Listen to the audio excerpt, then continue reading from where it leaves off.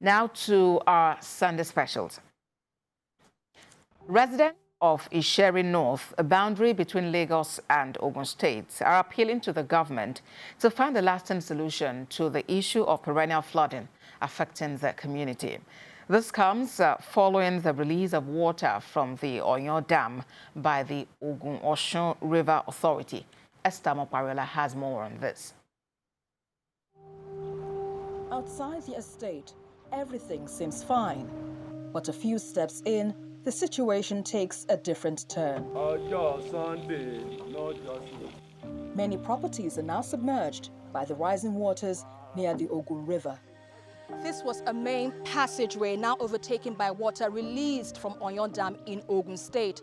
Residents here have been sacked from their homes, prompting them to take shelter in hotels or with family as the situation remains unpleasant.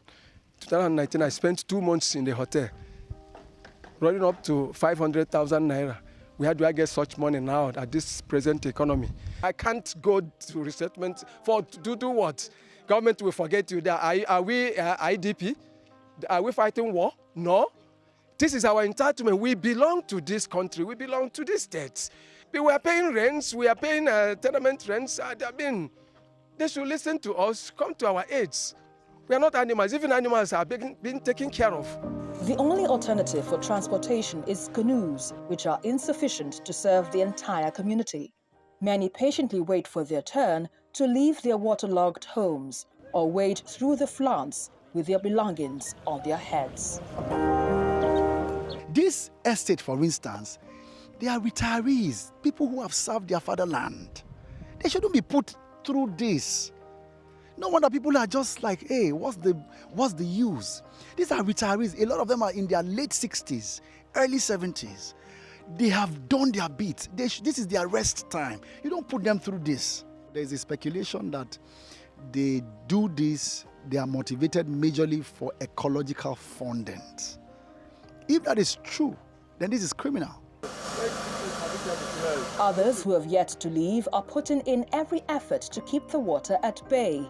Mr. Ajibade spends approximately 10,000 naira, which is around $12 daily, just to pump flood waters out of his home.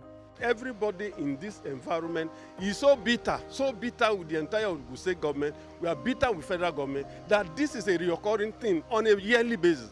For how many years now that we could not find a solution to a simple issue to allow people to stay and stay comfortably? What is the essence of government, for God's sake, if you cannot protect the inhabitants of the people? We all voted thinking that there was going to be a change, and this is the change we have. The river that overflows East Bank is that tiny river over there. We know that this is a drainage basin. The government allocated this drainage basin. But what I think that can be done is those things that were identified in the Environment Impact Assessment, the EIA, the government should look into them.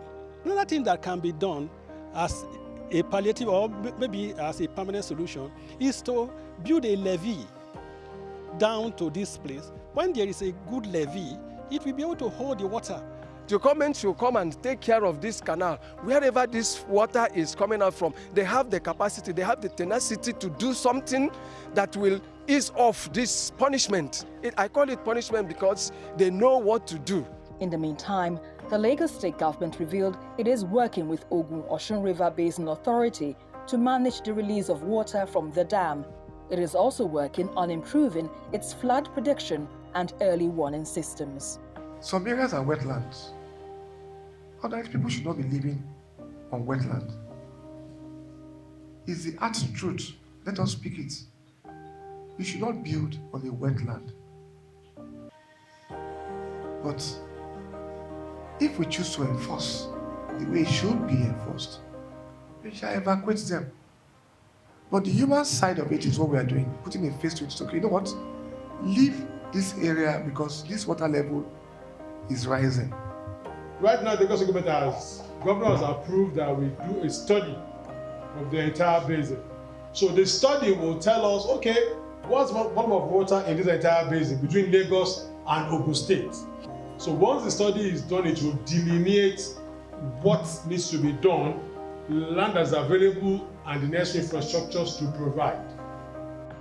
This effort is coupled with persistent appeals to residents, urging them to abstain from building on wetlands and water channels, as well as discouraging indiscriminate waste disposal. Tell people to stop blocking the drainage paths. It makes no sense where you put your dirt and your waste into a canal. Canals are meant for water, not for your waste. This is Lagos. It's not a jungle. And that's why you see us at times coming very hard. That we can't continue on this path. We'll self-destruct.